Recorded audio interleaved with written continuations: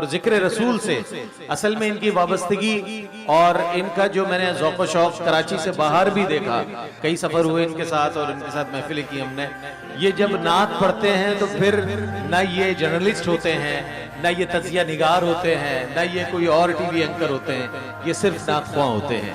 تو ماشاءاللہ ذکر رسول صلی اللہ علیہ وآلہ وسلم اور ذکر آل رسول سے جو ان کو تعلق ہے، جو ان کی نسبت ہے، وہ اتنی مستحکم ہے کہ اس نے ان کو دنیا بھر میں جو ہے الحمدللہ متعارف کرایا۔ وسیم بادامی صاحب کو کا بڑا پنے آپ نعت کی فرمائش کرتے ہیں، ورنہ ٹھہرے ہو تو بڑے بڑے نعت ہیں ہمارے پاس پاکستانی کہ وسیم بادامی کی آواز میں بھی بہت ترقی ہوئی ہے اور بہت خوبصورت پڑھنے لگا وسیم، تو یہ ظاہر اتنی توجہ سے سنتا ہے ماشاءاللہ اور اتنی نماز سے سنتا ہے۔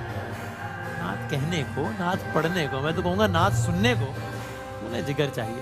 انشاءاللہ اللہ تعالی ہم سب کو ان صلاحیتوں سے، نعت ایمان سے ہم سب کو اسے مالا مال کریں انشاءاللہ۔ یہ نعت ذات بھی میرے دل سے بہت قریب ہے، اور کیا کہنے ہیں اس کا جو مقطع ہے، کیا کہنا ہے۔ سوز دل چاہیے، چشم نم چاہیے، اور شوق طلب معتبر چاہیے۔